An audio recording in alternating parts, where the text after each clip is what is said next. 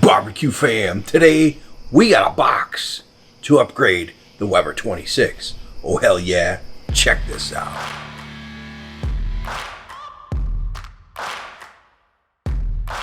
So with all this new shiny stuff, I think we gotta go give the Kettle a nice scrubbing. Let's give her a bath, bring her back in, fill it up with this new stuff, and hell yeah, check this out.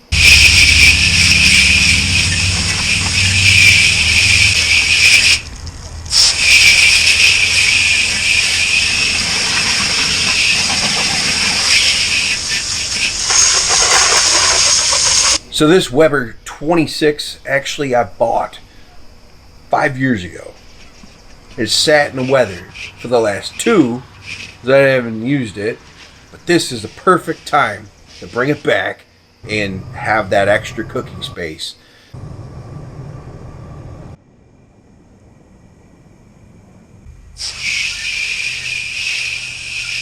Time to bring it back. We're putting in the slow and sear extra large basket with the dripping griddle and the easy spin grate. This is awesome. Check it out.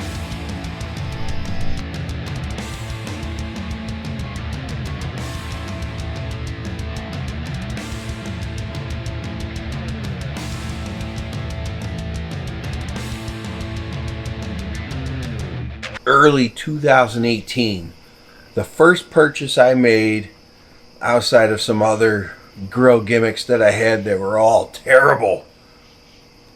I bought a Weber Kettle 22, the copper, still have it, and the basket from Slow and Sear. It was a deluxe 2.0 at the time, and I don't think they make it anymore. I still have it, still use it in my 22-inch Slow and Sear. It worked great, and that combination has been awesome. I've made so many awesome cooks with it. Why not continue that with the 26? Got a new grill. Boom. Weber Kettle with the Slow and Sear. Get that fired up and do some ribs. There are so many options with grills, kettles, pellet grills, smokers, vertical, side smoker. Like, there's so many options. But if you need one basic cooker that'll do it all for not a lot of money, it's a Kettle grill. Slow and Sear Kettle, Weber Kettle, but that basket is key to awesome cooks. You can get by without it, but it's so easy to use and it lasts. Now 6 years I've been using the one basket. That thing ain't going anywhere. That's gonna probably outlive me. And this new extra large basket, that is built like a tank as well. The dripping griddle, the best thing you can get in a kettle for cleanup.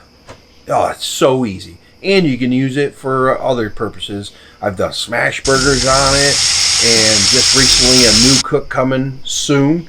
And you'll see how I was used in the 26, the extra large edition. So awesome. And an easy spin grate has that bigger opening so you can just pour in your charcoal without having to take the grate out if you want.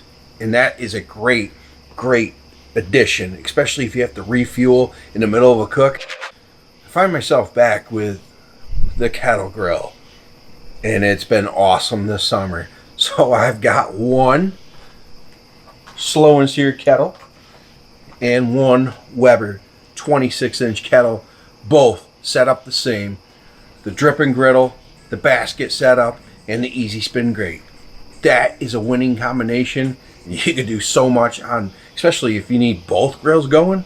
You could cook a ton of food, any party that you got going on with less than 40 people, but as long as you're around 20 people, you got it covered with these two grills. And really, under 10 people, that 26, you're rocking it. The 22, you could really get by and do a whole party. I've done so many different cooks on that. Hell yeah. Winning combination. Slow and Sear is definitely the way to go with a Kettle grill. The baskets are so awesome.